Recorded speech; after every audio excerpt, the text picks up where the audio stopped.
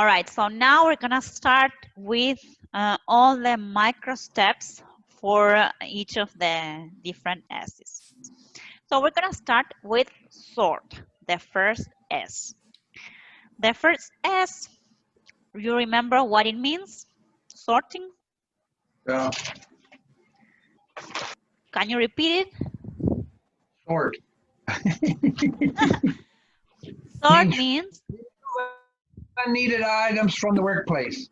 Separate needed tools from those that are needed and remove everything that you don't need to complete the current work.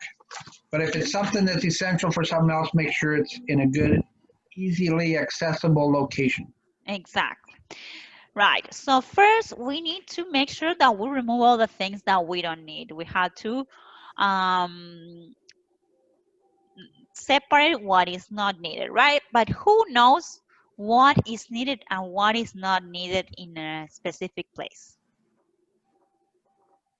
The people that deal with it every day. Exactly, exactly. So maybe you as a leader know, but the best people that know that is the one that are working in that place. So the first part of 5S is making sure that you keep people focused on one location. So that doesn't mean they will not organize other places, but they will own one specific location. Could be a tool, could be a specific equipment, or what I recommend is that it has an area where they have many things, right? Like this is, as you can see on the picture, this is a floor plant.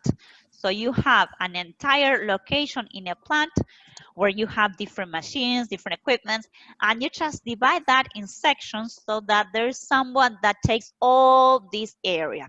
That area includes everything, includes walls, includes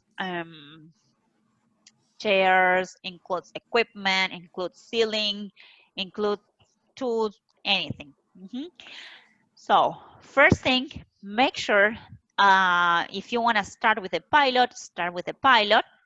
Take one area and distribute it with all the members of that area.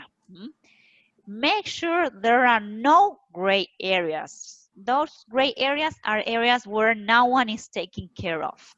Okay, so that's why I recommend to use a floor plan. If you don't use the floor plan, people may understand that, okay, ownership is only an equipment, or it's only no tools. No, it's everything that is in that area. And we have to make sure there are no gray areas, because if there are, those are the ones that people will remove. I remove it from my location, I just put it in that gray area who nobody cares. So we have to remove that. We have to make sure every area is covered. This is very much similar to what restaurants have when you go to a restaurant and the servers just take table 1, 2, and 3, and they make sure it's clean, they make sure they receive all the food. It's similar to that.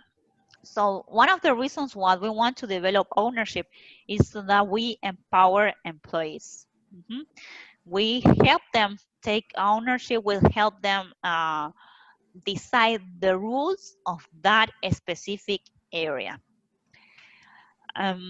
So, for example, there are many employees that say, okay, I have this workstation, but sometimes I work somewhere else.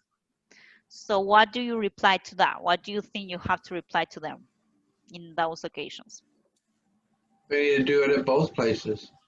Right, exactly. So in your place, you define the rules. You need to keep the rules super visible so that everyone that comes into your area understand them. But whenever you go to another area, you have to respect their rules. And in case you don't like the rules or you don't agree, this is where as a team you need to define the rules so they are good for everyone that needs to use them. That's why 5S is very a team project because you just cannot work on your own. You will have, or you will go to different areas and you will visit different or use different equipments. So you need to standardize the way you label things or the way you identify things, so that whenever you move to one place to the other, you already know how to deal with that. But you get there through time, through the standardized section.